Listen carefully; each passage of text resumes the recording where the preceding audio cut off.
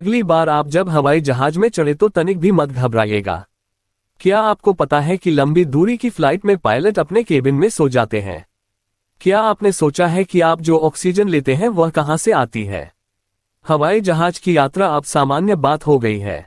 हो सकता है कि आपने भी इसमें सफर किया होगा, लेकिन क्या आप जानते हैं कि अधिक ऊंचाई पर ऑक्सीजन की कमी हो जाती है, तो उसमें बैठे यात्रियों को सांस लेने के लिए ऑक्सीजन कैसे मिलती रहती है?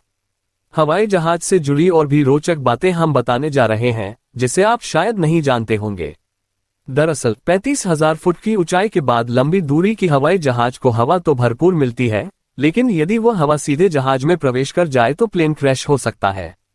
इसके लिए हवाई जहाज में लगे टरबाइन इंजन से हवा प्रवेश करती है।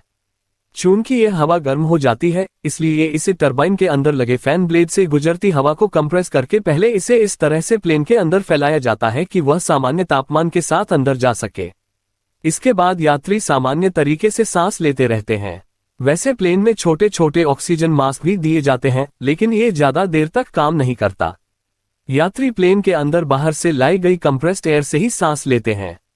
आमतौर पर हवाई जहाज में यात्रियों को खाने के लिए टोस्ट बटर या ज्यादातर सूखी चीजें दी जाती हैं, क्योंकि प्लेन में तरल खाद्य पदार्थ के जल्दी पिघलने या फैलने का खतरा रहता है। ऐसे में यात्रियों को लाइट फूड या हल्के भोजन ही दिए जाते हैं, ताकि उनका पेट खराब ना हो।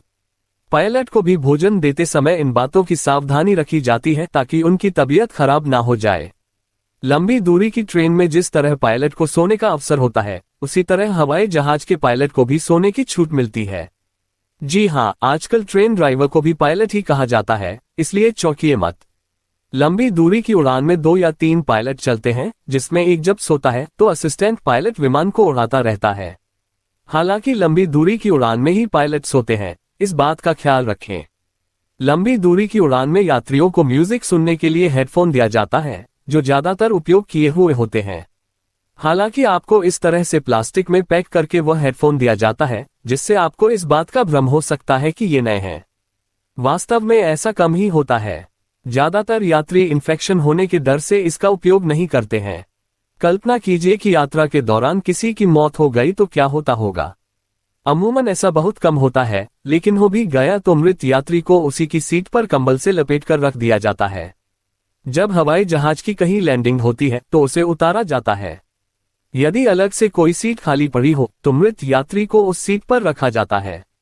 यह मत सोचिए कि मृत व्यक्ति के लिए विमान में कोई केबिन रहता है। चूंकि ऐसी घटना कभी कभार ही होती है, इसलिए अमूमन हवाई जहाज में ऐसी व्यवस्था नहीं होती कि उसे बिल्कुल आइसोलेट रखा जा सके। हवाई जहाज में सफर करते समय भूलकर भी कोई हरकत ना करें, वरना आपके ऊपर कार्रवाई हो सकती है। यदि आप सोच रहे हैं कि सारे यात्री सो गए हैं, एयर होस्टेस या क्रू आपके आसपास नजर नहीं आ रहा है, तो भी गलत काम ना करें। किसी दूसरी सीट पर भी बैठने की कोशिश ना करें, क्योंकि प्लेन में हिडन कैमरा लगा रहता है, जो हर यात्री की हरकत को कैमरे में कैद करता रहता है। एयर होस्टेस कंट्रोल टीवी से उस पर नजर बनाए रखती है। वीडियो अच्छी लगी तो वीडियो को लाइक कीजिएगा और चैनल को सब्सक्राइब कीजिएगा।